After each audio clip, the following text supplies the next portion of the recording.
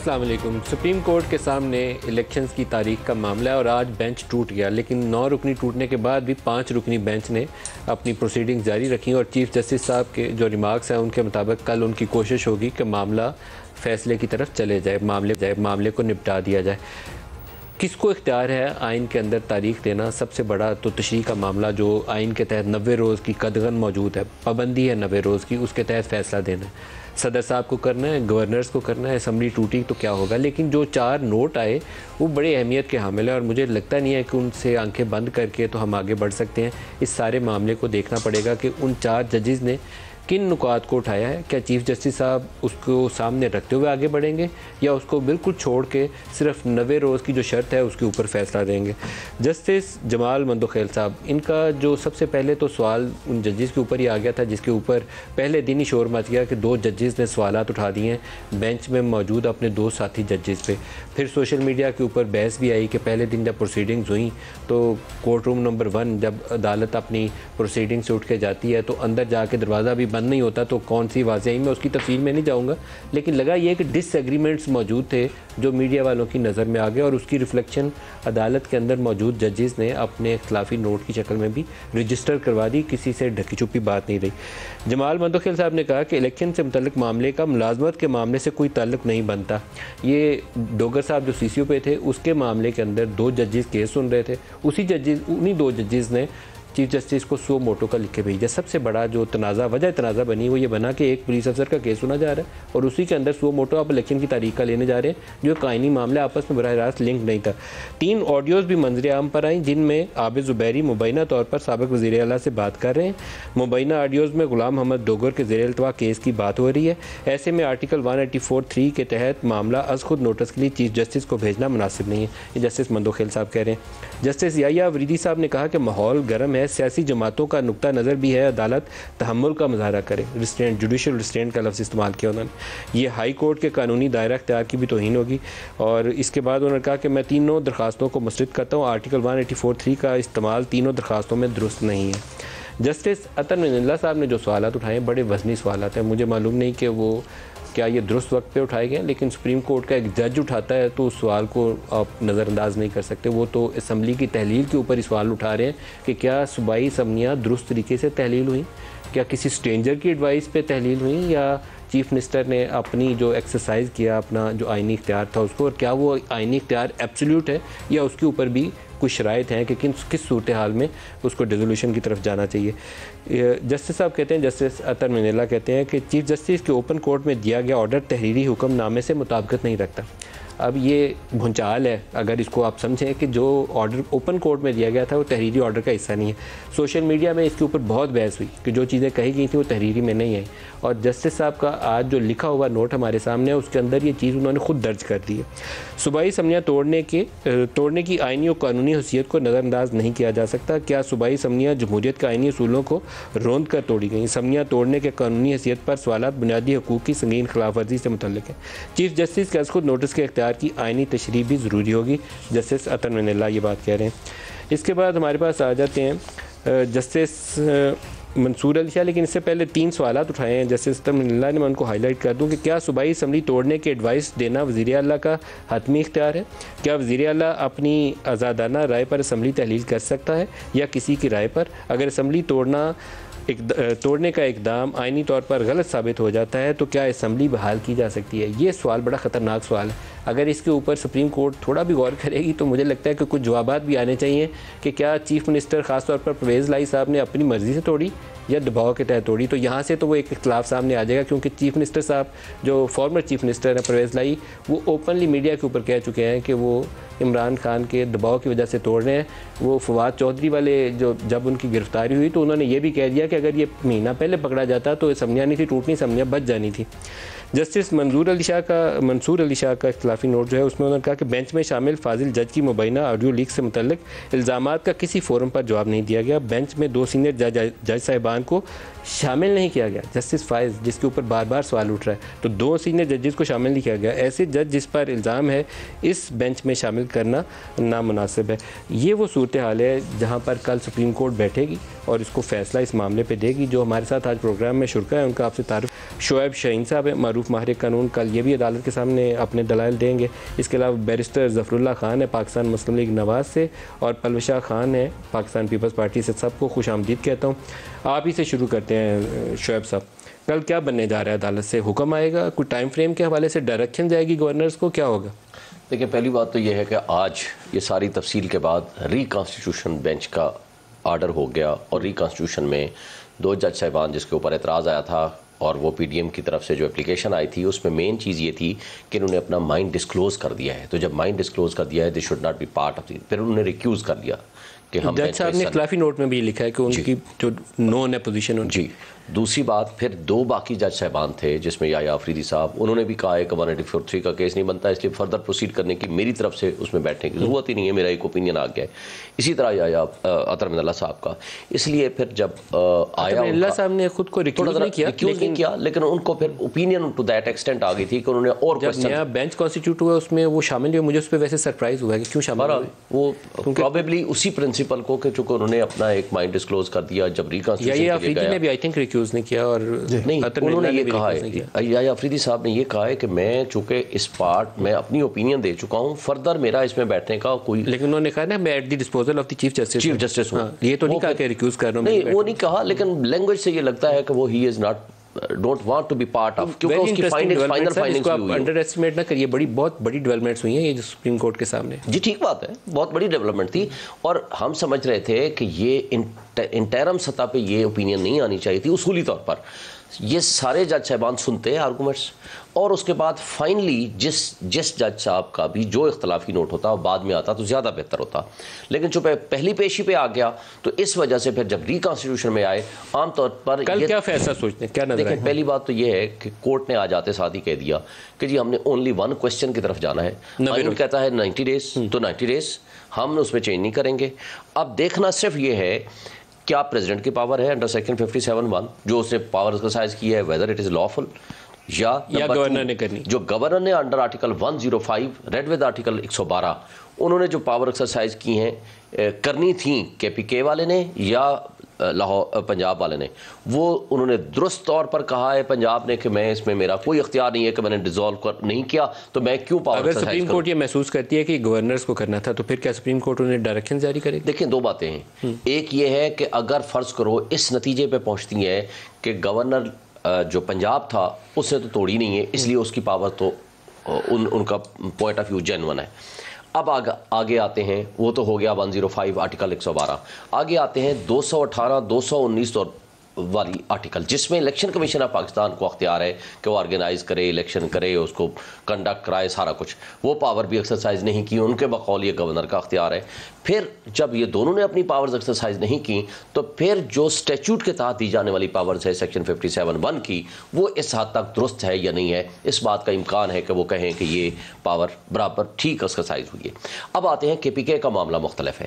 کے پی کے میں پاورز ہیں انڈر آرٹیکل 105 گورنر کی. اب گورنر فرض کرو جو کہ آئینی عہدہ ہے, وہ اگر اپنی پاور ایکسرسائز نہیں کرتا تو کیا ہوگا, اس کے اوپر جو آئین جواب دیتا ہے وہ دیتا ہے آرٹیکل 218 میں 219 میں. پھر یہ ذمہ داری بن جاتی ہے الیکشن کمیشن آف پاکستان کی, اور اگر الیکشن کمیشن آف پاکستان بھی ڈیٹ نہیں دیتا تو پھر تیسری سطح پہ پھر وہ ذمہ داری بن جاتی ہے صدر پاکستان کی after consultation with the election commission. اب دیکھنا یہ ہے کہ عدالت ان تینوں چیزوں کو ساتھ لے کے کیا وہ حکم دیتی ہے کہ کیا یہ ڈیٹ ایکسرسائز انہوں نے دی ہے درست ہے یا غلط ہے, اور اگر یہ غلط ہے تو پھر وہ گورنر کو ڈائریکشن دیں گے کہ آپ اس پیریڈ کے اندر اندر کوئی ڈیٹ دیں. بیرسٹر ظفر اللہ صاحب, اٹارنی جنرل کے جو آرگومنٹس تھے وہ اگر میں سامنے رکھوں تو انہوں نے کہا کہ 52 ڈیز منیمم چاہیے الیکشن کمیشن آف پاکستان کو انتخابی شیڈیول اور سارے معاملات کو کمپلیٹ کرنے کے لیے. وہ کہا انہوں نے کہ آج تاریخ دیں تو 25 اپریل بنتی ہے, تو عدالت نے جب کہا کہ اس سے تو وہ پھر تاریخ گزر جائے گی 90 روز والی, تو انہوں نے کہا 254 آرٹیکل بھی ہے کہ وقت پہ نہ ہو سکے تو اس کے بعد کے لیے گنجائش موجود ہے. کیا پوزیشن عدالت لے سکتی ہے؟ کیونکہ بڑا انٹرسٹنگ ہے. سیاسی جماعتیں اگر پی ڈی ایم کی بات کریں تو ان کا دل نہیں ہے کہ جون سے پہلے الیکشن کراویں, جون کے بعد ہی جانا چاہتی ہیں, ستمبر اکتوبر. پی ٹی آئی چاہتی ہے ابھی الیکشن ہو جائے, تو کیا صورتحال کیا نظر آئی؟ تھینک یو ملک صاحب. پہلی بات تو یہ ہے کہ کسی بھی مہذب معاشرے میں نہیں بلکہ نارمل معاشرے میں عدالت کے اس طرح کے فیصلوں ججوں کے رویوں کے اوپر گفتگو نہیں کی جاتی. میرے لیے اس کے علاوہ بھی ایک تکلیف دہ بات ہے کہ میری روٹی وکالت کے ساتھ منسلک ہے، میں صبح و شام یہ کام کرتا ہوں، تو میرے لیے تو اور بھی مشکل ہے کہ میں عدالت کے اوپر جو ہے میں گفتگو کروں۔ تیسری بھی میری تکلیف یہ ہے کہ میں برٹش ٹرینڈ بیرسٹر ہوں، وہاں تو یہ تصور ہی نہیں کیا جا سکتا کہ عدالت سے بات کی جائے، لیکن میں مجبور ہوں۔ وہاں ججز کی آڈیوز آتی ہیں، بتائیں۔ بس یہی ہے کہ نارمل، میں نے 2 لفظ استعمال کیے ہیں کہ نہ مہذب ہیں نہ نارمل ہیں، وہ میں نے مراد اشارتاً کہہ دیا تھا۔ دوسری بات یہ ہے کہ میں یہ بات کرنے لگا ہوں کہ پاکستان کا اس وقت کا سارا جو پولیٹیکل کرائسس ہے، لیگل تو کانسٹیٹیوشنل بعد میں ہوتا ہے، پولیٹیکل کرائسس ہے نا، یہ پیدا ہی عدالت کردہ ہے۔ نواز شریف صاحب کے نکالنے کا پہلا حملہ تھا جس سے ملک میں کرائسس شروع ہوا، اور یہ جو 63A جو 63A والی تھی، ووٹ نہیں گنا جائے گا، اصل میں تو بہت بڑا کرائسس کی بنیاد پڑ گئی۔ یہ کرائسس وہی ہے، اس کا آف شوٹ ہے، اس کا یہ جڑیں بچے نکل رہے ہیں۔ جب عدلیہ کے پاس مہذب اور نارمل معاشرے میں لوگ جھگڑا طے کرانے جاتے ہیں، اور جب کسی بھی ملک کی عدلیہ جھگڑے کی وجہ بن جائے تو اس سے بڑا تو مشکل نہیں پیدا ہوتا۔ میرا اپنا خیال یہ ہے کہ یہ جو دن ہوتے ہیں نا، دن یا جو لا ہوتا ہے، یہ کانسٹیٹیوشنل لا پیور لا ہوتا ہی نہیں ہے، یہ پالیٹکس اور لا کا کمبینیشن ہوتا ہے۔ جیسے انٹرنیشنل لا، انٹرنیشنل ریلیشن اور لا کا کمبینیشن ہوتا ہے۔ کانسٹیٹیوشنل لا اس طرح کی چیزیں، بلیک لیٹر لا ہم اس کو نہیں کہتے۔ اس کی کئی تعبیریں ممکن ہیں، اس معاملے کی جو جی صاحب نے بھی کہا ہے، ڈاکٹر ناقی، میں دلیل نہیں دے رہا اس کے حق میں کوٹ کچھ بھی، لیکن میرا خوف اور ہے۔ آپ کا خوف کیا؟ میرے 2 خوف ہیں۔ میرا ایک خوف یہ ہے کہ جس طرح کا 9 میں سے 4 جج اٹھ گئے، جو سینئر موسٹ کو چیف صاحب شامل نہیں کر رہے، تو سپریم کورٹ کے موسٹ آف دا ججز کے اوپر تو عدم اعتماد یا انہوں نے کر دیا یا کسی نے کر دیا۔ کتنا دکھ کی بات ہے میرے لیے بطور شہری۔ اور مجھے آج اگلا خوف یہ ہے کہ کورٹ فل نہیں بنتی، اگر جو بننی چاہیے کورٹ فل نہیں بنتی، تو کیا پارٹیاں سامنے کھڑی رہیں گی یا چلی جائیں گی؟ آپ کے خیال میں پارٹیوں کو امکان موجود ہے کہ پروٹیسٹ کریں اور نکل جائیں؟ میں چلا جاؤں، آپ ہوں تو آپ چلے جائیں؟ یہ امپورٹنٹ ہے، بڑی میں چلا جاؤں گا، پاورفل سٹیٹمنٹ ہے۔ بالکل میں ہوں، میں چلا جاؤں گا۔ نمبر 2، کیا فائدہ ہوگا ہمیں اس بینچ سے فیصلہ کرانے کا جس پہ اعتبار نہ ہو؟ میں ایک بات اور کرنا چاہتا ہوں، آپ کو ابھی بھی اس بینچ پہ اعتبار نہیں ہے؟ نہیں، میں تو کہتا ہوں فل کورٹ بنے۔ میری ذریعہ اور بھی ہے، ایک منٹ مجھے دے، میں آپ کو بتاؤں۔ آئی تھنک جسٹس ستر ملا نے فل کورٹ کے لیے نہیں، سب پارٹیوں نے کل اس کا فیصلہ ہونا ہے، پہلے رائٹنگ میں درخواست آئی ہوئی ہے پولیٹیکل پارٹیوں کی۔ میں ایک اور بات کرنے لگا ہوں، سپریم کورٹ آف پاکستان نے ایک کیس میں ٹیکنیکلی نہیں کرتا، موٹی موٹی بتاتا ہوں، انہوں نے ہمیں یہ کہا ہوا ہے اور حکومت کو پیرالائز کر دیا انہوں نے کہ کیبنٹ کمیٹیاں کام نہیں کر سکتی۔ کیوں؟ اس لیے کہ سپریم آئین کے آرٹیکل 190 میں لکھا ہوا ہے کہ فیڈرل گورنمنٹ کا مطلب ہے وزیر اعظم اور کیبنٹ۔ ایگزیکٹلی یہی الفاظ لکھے ہیں آئین میں، supreme court means chief justice and ججز۔ میری تعبیر ہے اور میں نے کئی دفعہ لکھ کے کورٹ کو دیا ہے، آپ کے سامنے اعلان کہہ رہا ہوں، میری رائے میں اس کے بعد سپریم کورٹ کا بینچ نہیں بیٹھ سکتا۔ اور آخری بات میں کرنے لگا ہوں، کیوں نہیں بیٹھ سکتا؟ دوبارہ دیکھیے، پاکستان کا آئین یہ کہتا ہے کہ سپریم کورٹ کا مطلب یہ ہے چیف جسٹس اور باقی جج، یہ کلاز ہے۔ اسی الفاظ کی یہ کلاز ہے کیبنٹ کے بارے میں کہ کیبنٹ ایگزیکٹو مینز وزیر اعظم اور کابینہ۔ تو آپ کے خیال میں سپریم کورٹ تبھی سپریم کورٹ ہوگی جب وہ پورے جج بیٹھے؟ انہوں نے مصطفیٰ امپیکس میں کہہ دیا ہے کہ کیبنٹ کمیٹیاں کام نہیں کر سکتی، سارے بیٹھیں گے۔ جو ہمیں عذاب پڑا ہوا ہے، تو یہ اصول ان پہ کیوں نہیں لگے گا جو ہم پہ لگا ہوا ہے؟ اور ہم پہ عذاب پڑا ہوا ہے حکومت کو، ہر ایک حکومت کو۔ اٹ مینز کہ فل کورٹ؟ میری ذاتی رائے میں اگر یہ تعبیر مصطفیٰ امپیکس کیس کی سپریم کورٹ نے ٹھیک کی ہے، سپریم کورٹ بینچ میں نہیں، اور میں اگلی بات کرنے لگا ہوں جو اس سے بھی شاید بڑی سخت ہے۔ میری رائے میں پاکستان کی آئین کی ریڈنگ یہ ہے کہ supreme court election commission of Pakistan کو ڈائریکشن نہیں دے سکتی۔ کیسے؟ آرٹیکل 189 اور 190 آپ پڑھ لیں، وہ کہتا ہے کہ لا پوائنٹ جو دے گی سپریم کورٹ وہ بائنڈنگ ہوگا عدلیہ پر، اور 190 کہتا ہے کہ ایگزیکٹو اتھارٹیز اور جوڈیشل اتھارٹیز وہ سپریم کورٹ کی ایڈ میں آئیں گی، ہیلپ بھی کریں گے۔ الیکشن کمیشن نہ ایگزیکٹو اتھارٹی ہے نہ جوڈیشل اتھارٹی ہے۔ میں نے مریم نواز شریف کیس میں یہ لکھ کے دیا، پورے بینچ میں ہنسی مذاق ہوئی اور مجھے پھر بعد میں صدر رضا نے کورٹ میں کہا کہ پہلی بھی رولنگ یہی ہے، ہسٹری میں افتخار سے پہلے یہی رولنگ تھی۔ الیکشن کمیشن ایک سو جنرس باڈی ہے، کانسٹیٹیوشنل باڈی ہے، اس کا اپنا مینڈیٹ ہے۔ آپ آرٹیکل 189 پڑھ لیں اور 190 پڑھ لیں، وہ دونوں الیکشن کمیشن کو آؤٹ کرتے ہیں۔ میری ذاتی رائے میں یہ mandate election commission of Pakistan کا ہے، سپریم کورٹ اس کو ڈائریکشن نہیں دے سکتی۔ ویری انٹرسٹنگ پڑھ لیں آئین۔ پرویز شاہ، جو دو چیزیں انہوں نے کہیں اس میں ایک تو بڑی پاورفل سٹیٹمنٹ یہ ہے کہ سیاسی جماعتیں وہاں سے بائیک آؤٹ کر سکتی ہیں۔ یہ میرے لیے نئی چیز تھی، میں اس کی طرف دھیان نہیں پہلے گیا، لیکن ان کا خیال یہ ہے کہ سیاسی جماعتوں کو بائیک آؤٹ کر دینا چاہیے۔ پھر انہوں نے کہا کہ وہ الیکشن کمیشن کو ڈائریکشن بھی نہیں دے سکتی، یہ اس سے بھی زیادہ تگڑی چیز ہے۔ کل کیا ہوگا عدالت کے اندر؟ کیونکہ عدالت کے اندر ججز کی سپرٹ میرے سامنے نظر آ رہی ہے، اب تحریری آرڈر میں موجود ہے، اختلافی نوٹ کے اندر موجود ہے، کورٹ کی ہیئرنگ کے اندر موجود ہے۔ دیکھیے ندیم صاحب، کل کیا ہوگا تو میں نہیں کہہ سکتی، کچھ بھی ہو سکتا ہے، لیکن سوال یہ ہے کہ اگر جو عمران خان صاحب چاہ رہے ہیں الیکشن وہ اگر ہو جاتا ہے تو یہ بتائیے، کیا سب سے بڑا سوال یہ ہے کہ کیا یہ سارا جو اتنے مہینوں سے ہم ایک مشکل میں پھنسے ہوئے ہیں، ایک سیاسی بحران میں پھنسے ہوئے ہیں، ایک معاشی بحران میں، کیا وہ سارا الیکشن کے بعد حل ہو جائے گا؟ کیا اسی الیکشن کمیشن کے نیچے عمران خان کو الیکشن کرانا قبول ہوگا؟ کیونکہ یہ جتنے بھی دن بچے ہیں ان میں نیا الیکشن کمیشن تو نہیں آئے گا، تو کیا یہ عمران خان صاحب کو قبول ہے؟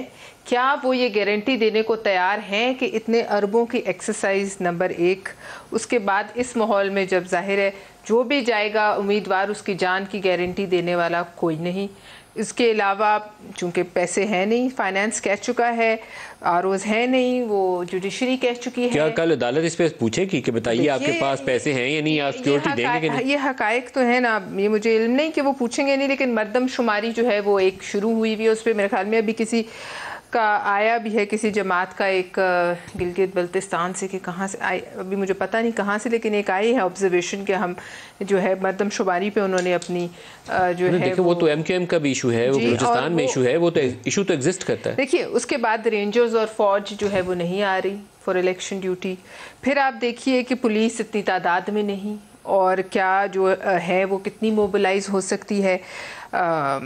پھر آپ دیکھ لیجئے کہ سب سے بڑا کہ اس کے لیے پیسے کہاں سے اتنی بڑی ایکسرسائز کے لیے آئیں گے؟ چند لوگوں کے لیے تو یہ کہ بالکل یہ دیکھیں نا، آج توڑا کل پھر توڑ دیا، پرسوں پھر 7 نشستوں سے لڑ لیا، اگلے دن پورے پاکستان سے لڑ لیا، لیکن اس کے لیے ریسورسز اور پیسہ چاہیے، اور ان حالات میں یہ سب ہو سکتا ہے۔ اگر ہو بھی جائے مثلاً، کیا عمران خان صاحب اس بات کی گارنٹی دیتے ہیں کہ اس تمام چیز کے بعد، یہ جو ہم مشکل میں پھنسے ہیں، جو تماشا ہو رہا ہے، اس کے بعد اگر جو بھی الیکشنز ہوتے ہیں اس کے رزلٹ کو عمران خان مانیں گے؟ نہیں، یہ مشکل بات ہے کہنا ان کے معاملے میں، لیکن ایک چیز انہوں نے کہی کہ سپریم کورٹ کے بعض فیصلوں سے انہوں نے کہا کرائسس بڑھ گیا۔ میرے ذہن میں ایک جو بہت بڑا ٹیڑھا ایشو تھا، 25 حلقوں میں بائی الیکشن ہونے تھے پنجاب میں، تو وہاں عدالت نے بیٹھ کے کہا پہلے بائی الیکشن کا نتیجہ آ جائیں، پھر چیف منسٹر کا انتخاب کرائیے تھا۔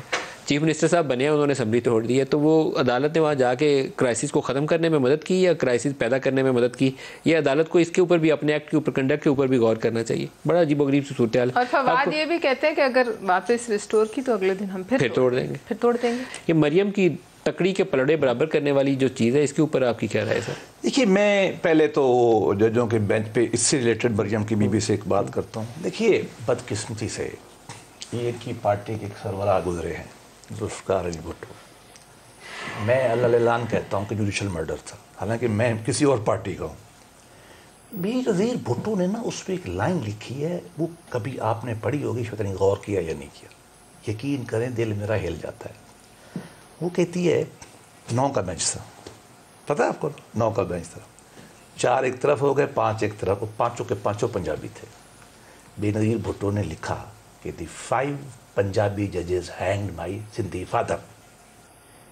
ہم ایسا کام نہ کریں، نہ ہمارے کسی کے خلاف نہ کسی کے حق میں، اس لیے کہ یہ کم اہم ہے عمران خان کا جیتنا اور ہمارا ہارنا، یا ہمارا جیتنا اور ان کا ہارنا۔ سپریم کورٹ کی انٹیگریٹی زیادہ امپورٹنٹ ہے۔ ایک باقی رہ گیا وہ برابری والی، برابری میں دونوں باتیں شامل ہیں۔ دیکھیے، ایک کراچی کے لائر نے تحقیق کی ہے، اور میں کم و بیش ایگری کرتا ہوں کہ 70 کے قریب فیصلے ہیں پولیٹیکل نیچر کے، جن کا موسٹلی ہماری پارٹی کو یا پیپل پارٹی کو نقصان ہوا ہے۔ اس میں ایک ہی طرح کے بینچ بیٹھتے ہیں، جج بیٹھتے ہیں. وائی؟ یا آپ نے اعتراض اس کے اوپر تحریری طور پر داخل کرنے کے یار میں میاں نواز شریف کو ڈے ون سے کہتا تھا، میں آج بتا رہا ہوں، میاں صاحب میری بات نہیں مانتے تھے، میں آج بھی کہتا ہوں. پینامہ میں جب ہم جاتے میاں صاحب نہیں سنتے تو کہتے کرن دے، ان کے الفاظ تھے، لیکن کرنا چاہیے. دوسری بات، جو کچھ نواز شریف کے ساتھ ہوا ہے، آئین میں جو 63 ہے جو ڈسکوالیفیکیشن بتاتا ہے، وہ بتاتا ہے یہ کام کریں گے 2 سال، یہ کریں گے تو 3 سال، اور 175 175 کہتا ہے کہ جج قانون کے مطابق رہیں گے. اس کی تو وہاں ٹائم ہی کوئی نہیں لکھا ہوا تھا، آپ نے خود بنایا، نکال دیا، اور پھر پارٹی سے نکال دیا، تمام لائف نکال دیا، اور کہا جو فیصلے کر چکا ہے وہ بھی نل اینڈ وائڈ، وہ کبھی نہیں ہوتے. جج جب نکالے جاتے ہیں تو فیصلے پروٹیکٹ کیے جاتے ہیں، ڈاکٹرن آف پاس کلوز. یہ ایک ایبیریشن ہے کہ یہ جب تک ختم نہیں ہوگی، یہ معاملہ آگے بڑھا گیا نہیں. یہ کرائسس جو پیدا ہوا ہے نا، پہلا وہ نواز شریف کو نکالنے سے ہوا ہے، اور دوسرا شعیب صاحب بریک لے لوں، بریک سے واپسی پہ آپ سے چاہوں گا اس کے اوپر رائے دیں، کیونکہ یہ دوسری دفعہ انہوں نے کامنٹ کیا نواز شریف کے کیس والا. تو بریک لے لیں جی، ہمارے ساتھ رہیے گا. پروگرام میں دوبارہ خوش آمدید کہتے ہیں. وہ ابھی میں نے بریک میں جانے سے پہلے ایک سٹیٹمنٹ چلوانے کی کوشش کی مریم کی، لیکن وہ ہم چلوا نہیں پائے کہ تکڑی کے دونوں پلڑے جب برابر ہوں گے تو پھر انتخابات ہوں گے. اس کا مطلب کیا ہے؟ پہلے ان کا سن لیں، پھر اس کی مطلب کی طرف بھی آتے ہیں. دکھائے گا جی. پہلے انصاف ہوگا، ترازو کے دونوں پلڑے برابر کیے جائیں گے. نواز شریف سے ہونے والی ناانصافیوں کا ازالہ ہوگا، غلط سزائیں ختم ہوں گی. قوم کے نمائندے کو آپ نے جو سسیلین مافیا کہا، تو پہلے وہ القابات واپس لینا پڑیں گے. وہ فتنہ خان گھڑی چور، پہلے اس کو انصاف کے کٹہرے میں کھڑا کریں گے، پھر الیکشن ہوگا. دوسرا حصہ جو ہے وہ ڈائریکٹ عدلیہ کا اوپر ویسے ہی ایک ٹارگیٹڈ قسم کی سٹیٹمنٹ ہے ان کی، جیسے وہ پہلے دے چکی ہیں. اور بینچ فکسنگ جس کے اوپر انہوں نے الزام اب دوسری دفعہ دہرایا ہے. ابھی ہمارے پاس معزز جو مہمان ہیں انہوں نے کہا 70 ایسے کیسز ہیں جن کے اوپر ان کا یہ تاثر ہے. 70. تو میں پہلے آپ کو بیان سناتا ہوں، پھر شعیب صاحب سے اس کا جواب بھی لیتے ہیں. دکھائیے گا. پرویز الہی کی آڈیو لیک سنی نا؟ آڈیو لیک میں یہ ہے کہ عمران خان، تم نے اپنے سہولت کاروں سے مل کر بینچ فکسنگ کی ہے. جنہوں نے تمہیں کندھے پر بٹھایا ہوا تھا نا، وہ اسٹیبلشمنٹ گھر کو جا چکی. جن ججز کے کندھے پہ تم اب چڑھ کے آنے کی تیاری کرو گے نا، وہ کندھے نہیں رہیں گے انشاءاللہ. تم بے فیض ہو چکے. جنرل فیض کے ساتھ ان کا کافی لگاؤ ہے. بے فیض اور جنرل فیض کا ذکر بار بار آتا ہے. شعیب صاحب آپ کی طرف آتا ہوں. 2 چیزیں انہوں نے اکٹھی کی ہیں جی. 70 کیسز جن کا انہوں نے حوالہ دیا، مریم اس کو بینچ فکسنگ کا نام دیتی ہیں. اور دوسرا نواز کا پاناما والا فیصلہ جس کے اندر سے اقامہ میں ان کی ڈسکوالیفیکیشن ہو گئی تھی، وہ آڑے آئے گا کیونکہ ججوں میں تقسیم مجھے لگتا ہے وہ بھی بس ہو گئی. انہوں نے کھلے عدالت کے اندر سوالات اٹھا دیے. دیکھیں، پہلی بات تو یہ ہے کہ یہ ماضی میں بھی کئی دفعہ ججز کے اندر تقسیم رہی ہے. ججز کے تقسیم آپ 97 سے اٹھا لو، 96 سے، بلکہ وہ کورٹ سٹارمنگ والا بڑا مشہور ہے جو وہ آپ کے سامنے ہوا، اور جو وہ کوئٹہ میں معاملہ ہوا، اپنے ہی چیف جسٹس کو ججز نے کہہ دیا کہ جی یہ کام نہیں کریں گے. پھر وہ جو سارا سلسلہ ایک طرف جیسے سجاد بیٹھے ہوئے تھے، دوسری طرف دوسرے جج صاحب بیٹھے ہوئے تھے. لیکن اجمل صاحب، بہرحال یہ سارا سلسلہ ماضی میں بھی رہا. لیکن سب سے زیادہ اتفاق ہم نے دیکھا افتخار محمد چودھری کی بحالی کے بعد. اس کے بعد صرف ایک کیس میں ڈفرینس آف اوپینین دیا جسٹس اعجاز افضل نے. وہ بھی اسلام آباد ہائی کورٹ کے ججز کیس کا تھا، جس میں جسٹس ریاض احمد صاحب کی بجائے مرحوم فوت ہو گئے، انور قاسی صاحب کو سینئر ڈکلیئر کر دیا گیا تھا، ان کو چیف جسٹس بھی بنا دیا گیا تھا. اس میں صرف ڈفرینس آف اوپینین اس نے دیا تھا. باقی کسی جج نے کسی کیس میں ڈفرینس آف اوپینین نہیں دیا. کیوں؟ وہ اس لیے کہ ایک تو بڑی عوامی طاقت سے آئے ہوئے تھے افتخار محمد چودھری صاحب. پھر افتخار چودھری صاحب میں ایک بڑی کوالٹی تھی، وہ سب ججز کو ساتھ لے کے چلتے تھے اور اس طریقے سے اور اس انداز سے چلتے تھے. 17 ججز کا بینچ بھی بنتا تھا تو فیصلہ ایک ہی آتا تھا. لیکن ان 17 کا کام انصاف دینا تھا یا آپس میں اتفاق رائے کرنا تھا؟ یہ تو انصاف نہیں ہے نا کہ اتفاق رائے. میں ایک رائے دے رہا ہوں، اب ماضی کا حصہ ہو گئے، لیکن ڈفرینس آف اوپینین ان کا ہوا. مجھے پتا ہے ایک کیس میں وہ تھا 18th امینڈمنٹ کے اوپر اور 19th امینڈمنٹ جس کے اوپر آئی تھی، یہ جو جوڈیشل کمیشن کے اوپر پارلیمانی پارٹی کی. پھر اس کے بعد انہوں نے یہ کیا کہ یہ بیٹھ گئے، کئی دن سنتے رہے، پھر چیمبر میں بیٹھ کے نا کسی ایک بات پہ متفق ہو گئے. وہ متفق یہ تھا کہ ہم اس کیس کو پینڈنگ رکھتے ہیں کہ آپ جائیے پارلیمان جو ہے 19th امینڈمنٹ کے ذریعے اس میں امینڈمنٹ کر لے، پروپوز کر دیا، اور میرا خیال پیپلز پارٹی کی اس وقت گورنمنٹ تھی، انہوں نے فوری طور پر اس کو امپلیمنٹ کر کے جو ان کی خواہش تھی وہ کر دیا. اس کے بعد آپ کو لگا نہیں کہ عدالت نے اپنے اختیارات سے تجاوز کیا اس تعیناتی؟ میرا خیال ہے میں اس میں نہ جاؤں کیونکہ کورٹ کا ایک فیصلہ ہے لارجر بینچ کا، اور بھی 17 میرا خیال ہے یہ پارلیمنٹ والے تو کسی کام کے ہیں ہی نہیں ہے نا، وہ لارجر بینچ ہی زیادہ طاقتور ہے. یہ تو کچھ نہیں کہہ سکتا. پارلیمان سپریم ہے، پارلیمان سپریم ہے، اور سپریم کورٹ کی ججمنٹ کو بھی میں آج حذف تنقید نہیں بنانا چاہتا. ہاں سر یہ جتنے بھی چور ڈاکو ہوں، لیکن پارلیمان کا جو رول ہے وہ پارلیمان کا ہے. میں کہتا ہوں پارلیمان سپریم ہے، اور ان کو چاہیے تھا جس طرح ججز کو خراب نہیں کرنا چاہیے نا، ان کی عزت تکریم میں میں یہ کہتا ہوں ان کو چاہیے تھا سٹینڈ لیتے، ان کو چاہیے تھا یہ کہتے کہ آپ ہمیں پارلیمان کو ڈائریکشن نہیں دے سکتے، یہ آئینی ترمیم ہے، آئینی ترمیم کو پوزیشن لینی چاہیے تھی، انہوں نے نہیں لی، جس کی وجہ سے یہ کمزوری دکھائی میں سمجھتا ہوں. بہرحال یہ ایک الگ بات ہے، ماضی کا حصہ ہے، لیکن اس کے بعد بھی ڈفرینس آف اوپینین ہر زمانے میں رہا ہے. 70 کیسز کا انہوں نے حوالہ دیا اور بینچ فکسنگ کے الزامات ہیں. پہلی بات تو یہ ہے کہ یہ بینچ فکسنگ کا لفظ یہ کنٹمپچوس ہے، یہ استعمال نہیں ہونا چاہیے. بڑے ادب و احترام کے ساتھ بات کرنی چاہیے، کیونکہ عدلیہ کی عزت و توقیر ہمارے اداروں کی عزت ہے. پی ڈی ایم کی طرف سے اپلیکیشن جو آئی ہے، سیاسی باتیں ایک طرف، ان کی اپلیکیشن تھی اونلی ٹو دی ایکسٹینٹ کہ جناب 2 جج صاحبان نے اپنی اوپینین دے دی ہے، اس لیے انہوں نے اپنی اوپینین ڈسکلوز کر دی ہے، مائنڈ ڈسکلوز کر دیا ہے، تو لہٰذا یہ بینچ کا حصہ نہ ہو. باقی 2 کیوں نہیں شامل ہوئے؟ میں وہی کہہ رہا ہوں 9 میں سے دیکھیں بینچ کی جب یا افریدی صاحب اور جسٹس عطر مرزا اللہ صاحب، میرے خیال میں بہت ہی پرو ڈیموکریسی جج ہیں وہ. جسٹس عطر مرزا اللہ بڑی آنریبل آدمی ہیں کرتا ہوں، اور اسلام آباد ہائی کورٹ کے چیف جسٹس کی حیثیت سے انہوں نے جرنلسٹ کے معاملے میں بڑا ہی ایکٹیو رول ادا کیا تھا. مجھے لگا تھا کہ بڑے تگڑے آدمی ہیں، جب وہ بینچ میں نہیں ہے. ندیم صاحب جب وہ چھٹیوں پہ گئے ہوئے تھے، اس دوران ارشد شریف مرحوم کا مرڈر ہو گیا، میں ان کو جب ملنے گیا ایز پریزیڈنٹ اس وقت، تو میں نے ان کو کہا کہ زندگی تو اللہ کے ہاتھ میں ہے، اگر آپ یہ 1.5-2 مہینے چھٹیوں پہ نہ ہوتے پروبیبلی تو ارشد شریف شاید زندہ ہوتا. خدا کرے جو اب بھی ہیں ان کے اوپر بھی اتنی بھاری ذمہ داری ہے، اب والے بھی بھائی. تو کہنے کا مطلب ہے پلشا سے بھی اقرار. ایک منٹ صرف میں بات کر لوں. جو کہا گیا نا کہ وسائل اور نفری اگر نہیں ہوگی تو کس طرح الیکشن ہوگا، اس بات کو آرٹیکل 220 جواب دیتا ہے آئین کا، کہ تمام ایگزیکٹو ادارے انڈر دی سبارڈینیشن آ جاتے ہیں کہ وہ مدد کریں گے الیکشن کمیشن آف پاکستان کو for the purpose of free and fair elections.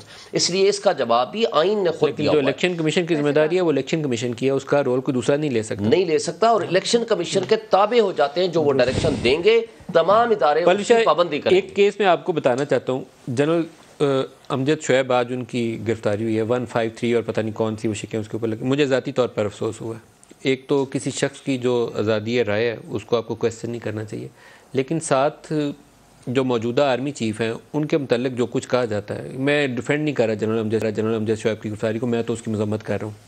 P D M نے کی ہے یا اس کے پیچھے اسٹیبلشمنٹ کا کردار ہے، جس کا بھی ہے مجھے نہیں اچھا لگا. جنرل اسد درانی کے اوپر ایک دفعہ آپ کو پتہ نہیں پتا ہے کہ نہیں پتا، انہوں نے کتاب لکھی تھی، تو اس وقت انہوں نے کیا کردار ادا کی تھی اسپائی کرانیکلز کے اوپر. مجھے بہت تکلیف ہوئی تھی، جب بڑے آنریبل آدمی ہیں اور ڈائی ہارڈ پاکستانی ہیں جنرل اسد درانی. تو امجد شعیب کی بھی سیاسی رائے سے اختلاف ہو سکتا ہے، لیکن اس کو 153 میں اندر ڈال دینا درست نہیں ہے.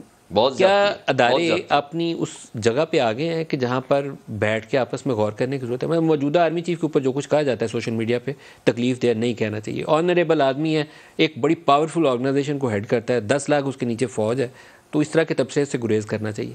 کیا کیا رہا ہے پاکستان میں؟ ججوں کا حال دیکھ لیں، لوگ اس کے اوپر جو کچھ کہہ رہے ہیں، سیاسی جماعتیں نعرے لگا رہی ہیں، ہم کسی اور طرف جا رہے ہیں. کیوس ایسے لگ رہا ہے، اور افسوسناک اس لیے ہے کہ اب کئی ایسے گڑھے ہوتے ہیں جن میں گر کے آدمی کپڑے جھاڑ کے اٹھ کے چل پڑتے ہیں، لیکن کئی دفعہ ایسا گڑھے میں بندہ گر جاتا ہے جس سے نقصان ہو جاتا ہے. تو نظر یہ آتا ہے کہ اب جس گھڑے میں، اب دیکھیے آپ کہہ رہے ہیں نا بیٹھ کے بات کرنی، میں سمجھتی ہوں یہ واحد حل ہے اس سارے بحران کا.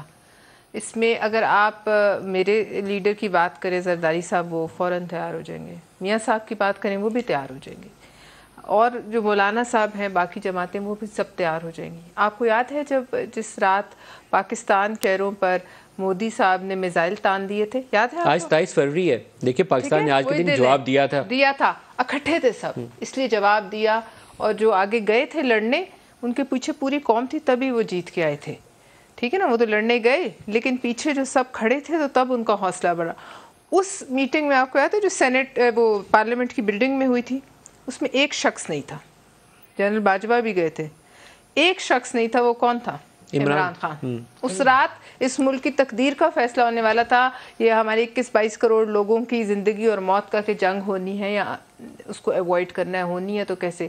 اس فیصلے میں اگر عمران خان صاحب نہیں بیٹھتے, آپ مجھے بتائیے کہ کون سا ایسا سیاسی معاملہ ہے یا معاشی معاملہ ہے, چاہے جو مرضی ہو جائے ملک میں, جس میں آپ انہیں اس بات پہ فورس کر سکتے ہیں, اور کون گارنٹی دیتا ہے کہ اگر سب سر جوڑیں تو عمران خان صاحب آ کے بیٹھیں. سر بریک لے لیں, بریک سے واپسی پہ آپ اس کا جواب دیجیے گا. آج 27 فروری ہے اور 27 فروری کو ہی پاکستان نے بھارتی وہ جو جارحیت تھی بالا کوٹ کے اوپر انہوں نے اسٹرائکس کی تھی, اس کا جواب دیا تھا.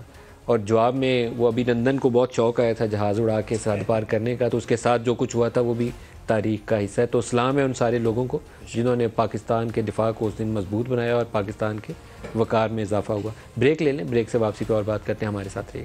پروگرام میں دوبارہ خوش آمدید کہتے ہیں. ظفر اللہ صاحب, جو ابھی ہم نے پہلے بات کی تھی کہ ایک اداروں کے اندر ایسی صورتحال ہے, اداروں کے اندر بھی اور اداروں کے مابین بھی, کہ ہمیں ایک بہت انارکی والی صورتحال نظر آتی ہے. سپریم کورٹ, فوج کے جنرلز, پارلیمنٹ, انفیکٹو پارلیمنٹ, تو ہمیں کیا نظر آئے گا؟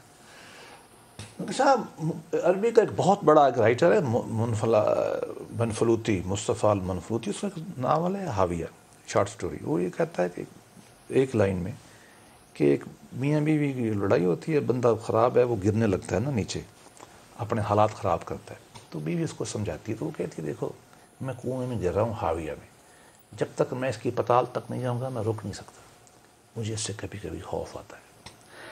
ہم جب سول سروس میں گئے نا تو ہمیں پڑھاتے تھے ریٹارڈیشن آف انسٹیٹیوشنز. اب وقت آ گیا ہے دی ڈس انٹیگریشن آف انسٹیٹیوشنز. پارلیمان اور ایگزیکٹو کو کورٹس نے معطل کر دیا ہے.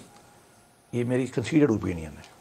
وہ ہلنے نہیں دیتے, آپ کو لا نہیں بنانے دیتے. آئین پی اب کہتے ہیں ہم نہیں کرنے, ایگزیکٹو کو یوں نکال دیتے ہیں. سورینٹی آف پیپل ختم ہو چکی ہے, وہ ایک ادارے میں چلی گئی ہے. وہ ایک ادارہ نیچے سے بھی فری ہے, اوپر سے بھی فری ہے. انٹری اس کے اپنے ہاتھ میں ہے, ایگزیکٹ بھی اس کے اپنے ہاتھ میں. آپ کے خیال میں وہ 19A اور 18 والے فیصلے جو تھے وہ پارلیمان نے درست نہیں کیے؟ نہیں, پارلیمان, میں تو کہتا ہوں کہ پارلیمان تو کمزور ہے. میں ہوں نا, مطلب میں نے تو ایک دفعہ اپنی لیڈرشپ کو کہا تھا, جس دن جج صاحبان پارلیمان کی ایک رائے کو اڑاتے ہیں, دیٹ مین لا کو, اور آپ دوبارہ وہی لا بنا دیں, اڑا دیں گے پھر بنا دیں.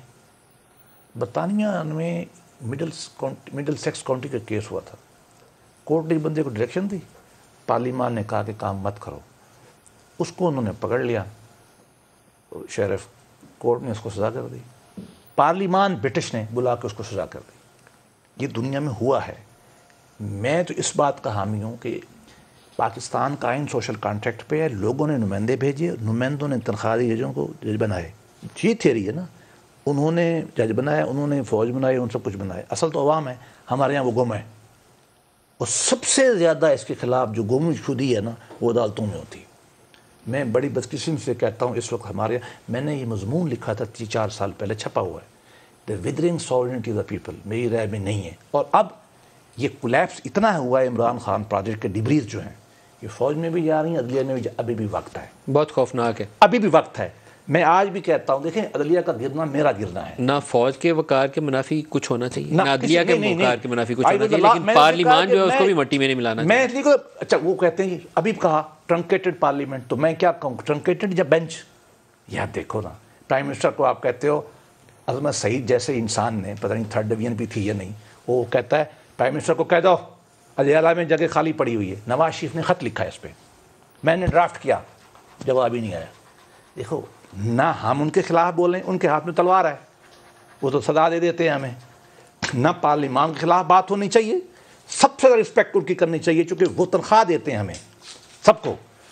نہ فوج پہ ہونی چاہیے, نہ عدلیہ پہ ہونی چاہیے. لیکن یہ ہماری وشفل تھنکنگ ہے. حالات وہاں پہنچ چکے ہیں, ہر ایک کا سینگ اڑ گیا ہے. اس لیے اس کا ایک حل یہ ہے, ایک حل جیسے میڈم نے کہا, تمام پولیٹیکل پارٹیاں بیٹھیں, عدالتوں میں مت جائیں. اور دوسری بات یہ کہ اگر عدالتوں میں پہنچ بھی گیا ہے, عدالت جو کچھ ہوا ہے کل اور آج زلزلے سے کم نہیں ہے. میرے آج بھی ہمبل درخواست ہے کہ سارے جج صاحبان بیٹھ جائیں, کم از کم قوم اس بات پہ تو متفق ہو جائے کہ یار اچھا بھلا جو فیصلہ کیا ہے نا, ہمارے تمام بڑے اکٹھے بیٹھے تھے, شاید قبولیت ہو جائے گی. لاسٹ 1 منٹ ہے. फारूक नाइक साहब ने कल इसके ऊपर आर्गूमेंट देने हैं अभी, क्या सुप्रीम कोर्ट में अभी चांस मौजूद है कि फुल कोर्ट की तरफ चली जाए या लार्जर बेंच कोई 11 रुकनी बेंच ही? मेरा नहीं ख्याल बिल्कुल कोई चांस नहीं देता, क्योंकि आर्गूमेंट्स आधे से ज़्यादा हो गए हैं, पटिशन साइड के ज़्यादातर हो गए हैं और बाकी कल कंक्लूड होने हैं। मेरा नहीं ख्याल कि लार्जर बेंच में जाएगा या फुल कोर्ट में जाएगा, ये इसी ने ही कंक्लूड करना है। और चीफ जस्टिस ने आज और अगर सियासी जमातें बाइकआउट कर गई जैसे ये देखिए बाइकआउट पहले किए हैं उन्होंने, कौन से वाले केस में, जब ये परवेज इलाही और दोस्त मोहम्मद मज़ारी की रूलिंग वाले केस में ये बाइकआउट करके चले गए थे। और बाइकआउट कोई मसले का हल नहीं है। और जैसे मैंने पहले कहा ना कि ये एडवर्सेरियल प्रोसीडिंग्स हैं ही नहीं, टाइम खत्म हो गया। शोएब साहब ने कल वहाँ आर्गुमेंट भी देने। जनरल अमजद शोएब की जो गिरफ्तारी है, ये मैं शदीद अल्फाज में इसकी मजम्मत करता हूँ, ये इंसानी हुकूक की पामाली है। कल सुप्रीम कोर्ट में एक दरखास्त डाली है, ये आर्टिकल जो है ये चैलेंज करिए। 184 एडवर्सोरियल नहीं है, सिमिलर पोजीशन इंडिया में है, इस्तेमाल नहीं होती। सबसे ज्यादा हकूक इंसानी की खिलाफ वर्जी और बेइज्जती, इज्जत जो है ना, डिग्निटी, ये दुनिया का वाहिद फंडामेंटल राइट्स है जिस पे कोई क्वालिफिकेशन नहीं है। सुप्रीम कोर्ट में 183 में लोगों की बेइज्जती होती है पाकिस्तान में, इसका मिसयूज बैरिस्टर ज़फरुल्लाह खान, शोएब शाहीन साहब और सेनेटर परवेश खान, आप सबका बहुत शुक्रिया। आज के लिए इतना ही इजाज़त दीजिए। अल्लाह हाफ़िज़।